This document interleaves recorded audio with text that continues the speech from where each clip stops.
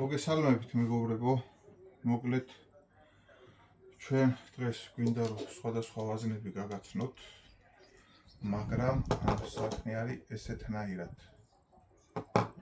ყველა ვაზნაზე და ყველა ვაზნის ისტორიაზე შეიძლება ხანგრძლივად საუბარი ვისთვის საინტერესო ვისთვის არა, არ ვიცი, მაგრამ ამ შემთხვევაში ჩვენ გვაქვს სტერლინგის 32 გრამი 5 ნომერი ჩვენმა ერთ-ერთმა ერთგულმა მაყურებელმა და გამომწერმა გთხოვა რომ განგვეხილა სტერლინგის ვაზნაც. და მოკლედ ცოტაოდენი მინდა რომ ვისაუბროთ ამ ვაზნაზე. სტერლინგი არის თურქული წარმოების ვაზნა, რომელიც იწარმოება ევროპული ბაზრისთვის და ძალიან დიდი შეკვეთები მილიონობით შეკვეთები აქვს, ასე რომ ვთქვათ. და მის ხარისხზე ზოგადად კითხვის ნიშნები არ არსებობს. იქიდან გამომდინარე, რომ მასზეც არის აღნიშნული ეგრეთ წოდებული CIP დამღა, CIP M-ი, რომელიც ნიშნავს ამუნიციის ტესტს და ეს ლოგო რაც გვერდზე არის მითითებული, ეს ნიშნავს, რომ არის უნგრეთის CIP დამკვირვებლების ქვეშ ტესტირებული, ასე რომ ვთქვათ, ვაზნა. ანუ უნგრეთის შედის იმ ევროკავშირის წევრ ქვეყნებში, სადაც CIP სტანდარტი, ასე რომ ვთქვათ, მუშაობს. ეხლა ბევრს აინტერესებს ხოლმე ესეთი თქმულებები არსებობს, რომ ეს ვაზნა თითქოს უნდა გავიდეს საზღვარგარეთ, მერე დაერტყას, შემდეგ შემოვიდეს და ეს ყველაფერი ხარჯებთან არის დაკავშირებული, თუმცა არის თურქეთშივე, თურქეთის ესე ვთქვათ, სტერლინგის ქარხანაშივე ინტეგრირებული ფილიალი CIP-ისა, რომელიც კონკრეტულ მიმართულებებზე უნგრეთის ზედამხედველობის ქვეშ აწარმოებს ამ ტესტებს.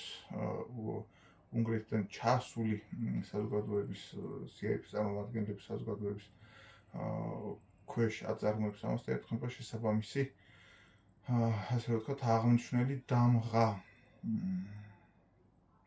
ეს, რა თქმა უნდა, ის, რომ ამ დონის ხარისხის კონტროლი შენ გიწევს ხარისხს და ხარისხს გიწევს მომსახურებას და გიწევს კონტროლს, ეს ნიშნავს დამატებით ხარჯს, რა თქმა უნდა. ეს ზოგადად სხვა თურქულ ვაზნებთან შედარებით სტერლინგი ყოველთვის უფრო ძვირი ღირს. მაგრამ ზედ გვაქვს უსაფრთხოების კონტროლის დამღა.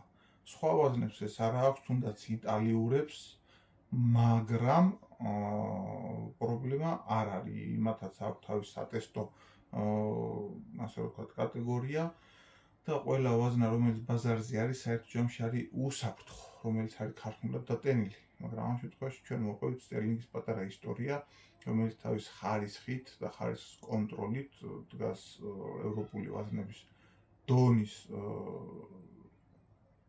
ევროპული ხარისხის დონეზე, ასე რომ ვთქვათ. ეხლა ჩვენ ეს დავშალოთ, ვნახოთ, შევაფასოთ. ცალსახად მარტო ესე იმათ ლაპარაკი არ მიყვარს ხოლმე ვაზნებზე, ეხლა მასრა აქვს ძალიან კარგი, აი ეს კუთხეები ასე აქვს ძალიან სწორი, ანუ თავის კედლის პარალელურია და კარგი ჩამრგვალებით აქვს. რასაც ვერ ვიტყვით მაგალითად იგივე ესპანურ ვაზნაზე, შემდეგ ამასაც წარმოგიდგენთ და ამას შევადარებთ სტერლინგს, რომელსაც აი თითქოს ეს თავი უფართოვდება, რომ მოვდივართ აქამდე და ესე გაშლილივით აქვს. აი ესე გაშლილივით აქვს. და მაინც არ მომწონს მე ეს ესპანურ ვაზნას GB-ს ექსპრესს, რატო უნდა კონდეს ესე არ ვიცი, მაგრამ ფაქტია, რომ ვიზუალურად აშკარად ეტყობა ეს გაფართოვება. თავი ალბათ თქვენც შეამჩნევთ. ხო, ეს ახლა გადამწყვეტი მნიშვნელობის არ არის, მაგრამ რაღაცა მომენტში შეიძლება შეტანის დროს ზოგიერთ ნახევარავტომატში პრობლემა შექმნას. შეიძლება, ჩვეულებრივ შეიძლება რომ შექმნას პრობლემა. შეიძლება არ შექმნას. ალბათობა უფრო მაღალია, ასე რომ ვთქვათ. კაი, ახლა ჩვენ დავშალოთ სტერლინგის ვაზნა და ვნახოთ რა კომპონენტაცია გვაქვს შიგნით. ეხლა მინდა რომ ვისაუბრო მაქსიმალურად ვრცლად ყველაფერზე და მე ვფიქრობ, რომ ეს მოსაბეზრებელი არ იქნება თქვენთვის იმდენად წესით ინფორმატიული უნდა იყოს. ესე იგი, სტერლინგის მასრას რაც აქვს ცუდი, ეს არის, რომ ხელში ბევრი ტრიალისგან ნაწერები იშლება. აი ეს წარწერა ვერ აქვს ხარისგან. თუმცა ამას CIP არ აზღვევს ესეთ რაღაცებს, CIP აზღვევს ვაზნის უსაფრთხო დოზირებით დატენვის ტექნოლოგიას. რომ ის არის ნამდვილად უსაფრთხოდ დატენილი და რომ ის არ ცდება შესაბამის და მისაღებ ატმოსფერულ წნევებს და არის შესაბამისი კომპონენტაცია ნახმარის შიგნით. ამაზე გვირთავს ბეჭედს, ასე რომ ვთქვათ. ასევე ამ 5 ნომერს 32 გრამს აწერია, რომ არის 3 მილიმეტრის დიამეტრის მარცვალი. ეხლა ჩვენ შევამოწმოთ ნამდვილად არის თუ არა ეს 3 მილიმეტრი დიამეტრის მარცვალი ამ ვაზნაში. აი თქვენს თვალწინ ამოვიღებ და გავსინჯავ. 3 და 6. ამას სხვა ამოვიღოთ 3 და 6 კი არა 3 და 0,6. 2 და 95. აი ხო ხედავთ, ანუ უმნიშვნელო სხვაობები მარცვლებს შორის არის დიამეტრში, მაგრამ ეს არ ნიშნავს, რომ ეს არ აკმაყოფილებს 5 მილიმეტრის დიაპაზონს. აი მესამე მარცვალს სინჯავთ 3 და 0,7. და კიდე ერთს გავსინჯავ 3 მილიმეტრი ზუსტად. ეხლა წესი როგორ არის? წესით ეს სათითაო მარცვლის დიამეტრით არ დგინდება ხოლმე ვაზნა აკმაყოფილებს თუ არა 5 ნომრის დიაპაზონს. როდესაც მასრაზე წერია, რომ არის ამდენი მილიმეტრიანი მარცვლები შიგნით, ეს იზომება შემდეგნაირად კლასიკურად, როგორც ხდება ქარხანაში გაზომვა და ზოგადად სიტყვა კლასიკური რასაც ნიშნავს. და რა ხდება? უნდა ავიღოთ 10 მარცვალი. უნდა ჩავყავთ აქ 10 მარცვალი 1 2 3 4 5 6 7 8 9 და 10. აი ამ 10 მარცვლის ჯამი უნდა იყოს იმ 3 მილიმეტრის შესაბამისი. ანუ 3 სანტიმეტრი უნდა მივიღოთ ახლა ჩვენ აქ სიგრძეში. ერთი წამით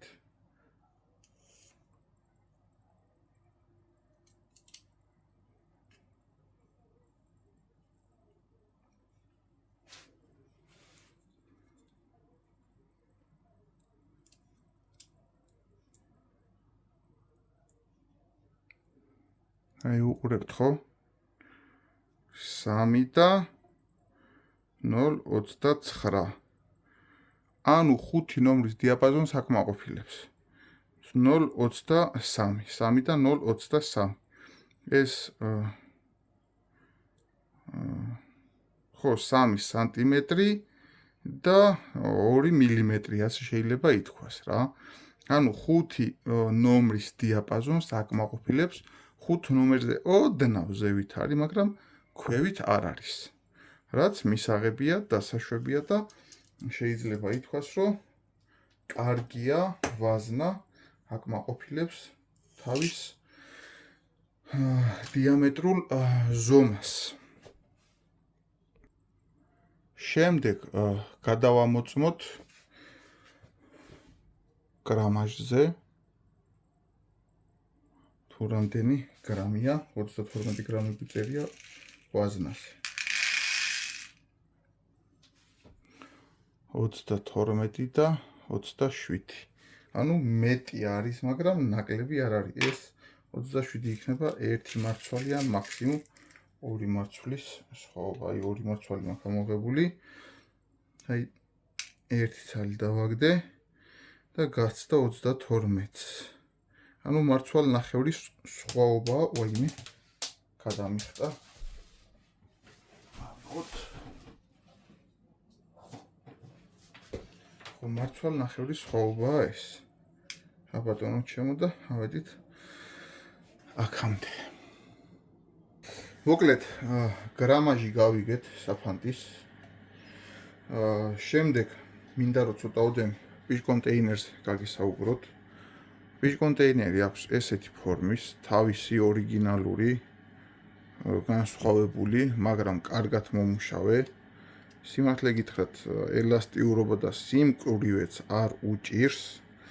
აბა ავწონოთ ერთი წინაზე გვახსოვს 2 გრამ-ნახევრები იყო. წინა კონტეინერი 2 და 6-ები. ეს რამდენია? 2 და 20.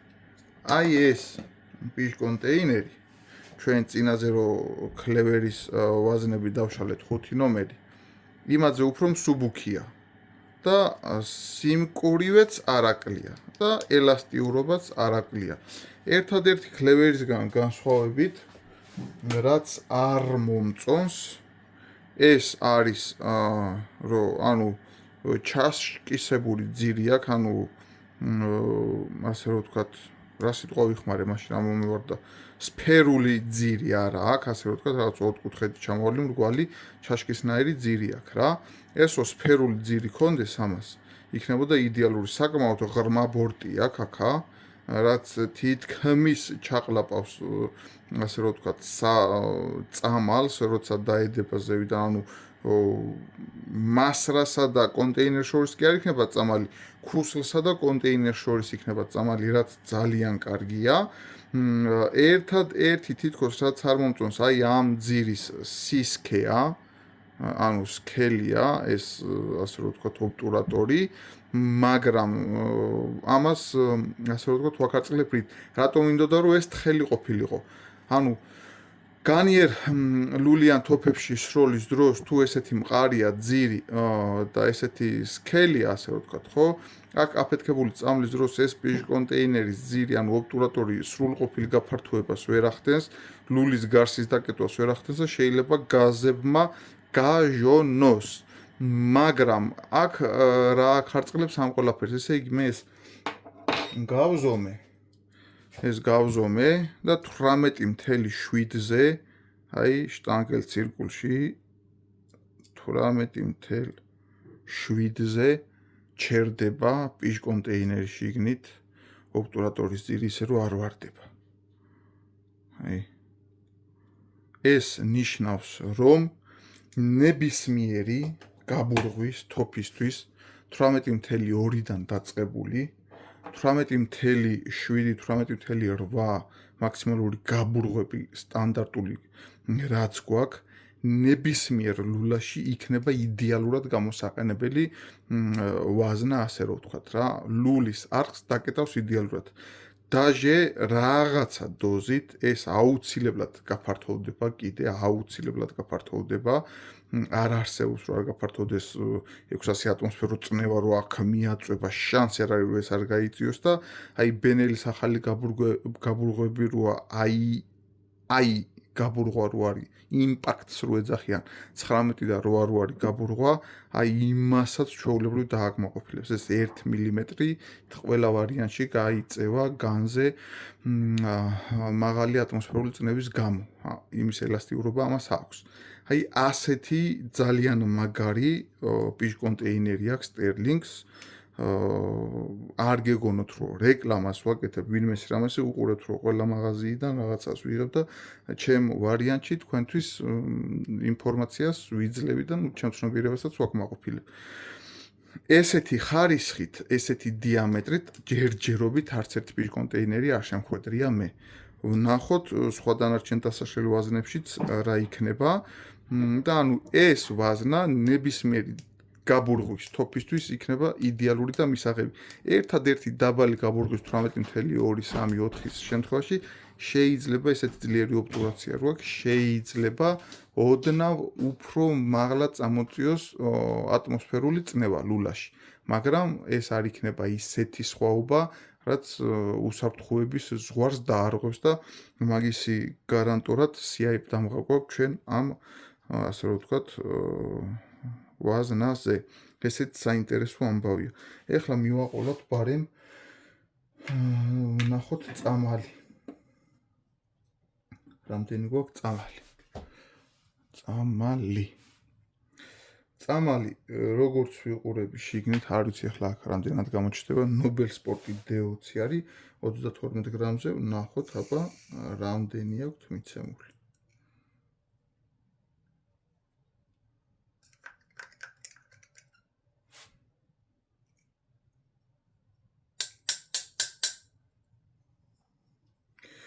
Ორმოცდაცამეტი 1 და 53, ანუ 1 და 55 აქ ნაგულისხმები, ეგ 0.02 ტენვის დროს, მანქანური ტენვის დროს სხვაობები მოდის. ეს ნიშნავს იმას, რომ იმაზეც გათვალისწინებულია, რომ ესეთი მჭიდრო კონტეინერი რო აქვს, ანუ წესით ახლა თუ ეს Nobel Sport D20-ია და მე მგონი რომ ეგ არის, მე მგონი რა ვიცი, ძალიან გავს Nobel Sport-ის ესეთი წამლები ერთმანეთს და ვერ დავიჯინებ.